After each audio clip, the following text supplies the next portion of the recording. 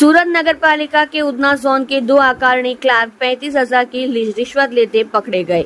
एक और सफल जाल में सूरत एसीबी ने सूरत नगर पालिका के उधना जोन के 2 आकारणीय क्लार्कों को 35,000 की रिश्वत लेते हुए पकड़ा। निरीक्षण के दौरान संपत्ति में बदलाव के कारण टैक्स बढ़ने की संभावना थी। इस टैक्स को न बढ़ाने के लिए असेसमेंट क्लर्क ने रिश्वत की मांग की थी।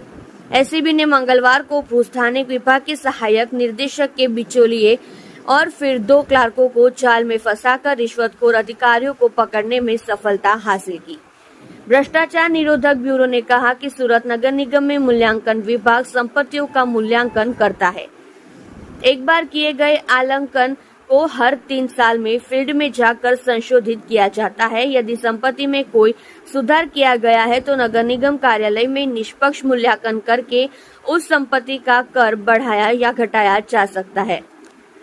उधना जोन ए में मूल्यांकन प्रभाग में कार्यरत मूल्यांकन क्लार्क जिग्नेश कुमार चिमन भाई पटेल और एक अन्य मूल्यांकन क्लार्क मेहुल कुमार बालू भाई पटेल ने पुनः निरीक्षण मूल्यांकन के लिए क्षेत्र सर्वेक्षण के दौरान खटोदरा क्षेत्र में शिकायतकर्ता की संपत्ति में बदलाव देखा।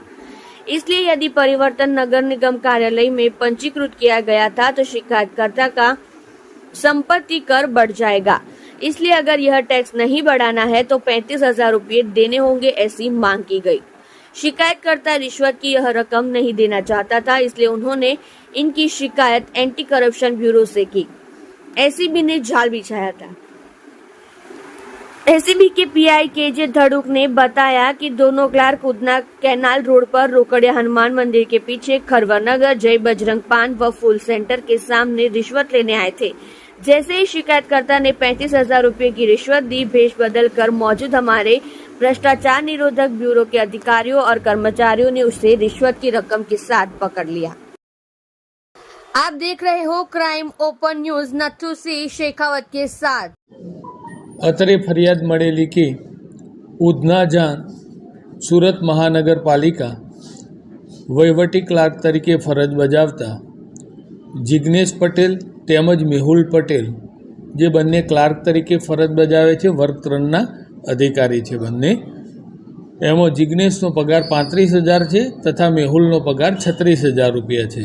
આ કામે મળેલ ફરિયાદના કામે કે વેરાનું રિક્વિઝિશન કરવા માટે આ બંને આરોપીએ ફરિયાદી પાસેથી 35,000 રૂપિયાની લાંચની માગણી કરેલી અને એ માગણી કરેલ લાંચની રકમ સ્વીકારતા બંને જણા પકડાઈ ગયેલ છે, જેઓ બંને વિરુદ્ધ કાયદેસર કાર્યવાહી હાથ ધરવામાં આવેલી છે।